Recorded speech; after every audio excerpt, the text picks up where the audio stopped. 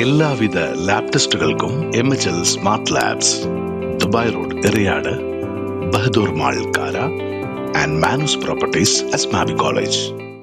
Kodungallur police control റൂമിന് പുത്തൻ patrolling വാഹനങ്ങൾ.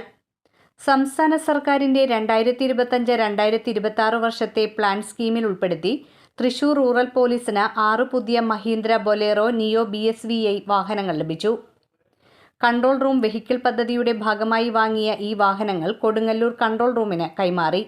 ജില്ലയിലെ തീരദേശ മേഖലകളിലും പുതുതായി നിർമ്മിക്കപ്പെട്ട ഹൈവേകൾ കേന്ദ്രീകരിച്ചും സുരക്ഷാ പരിശോധനകൾ കർശനമാക്കുന്നതിന്റെ ഭാഗമായി പുതിയ വാഹനങ്ങൾ വിന്യസിച്ചു.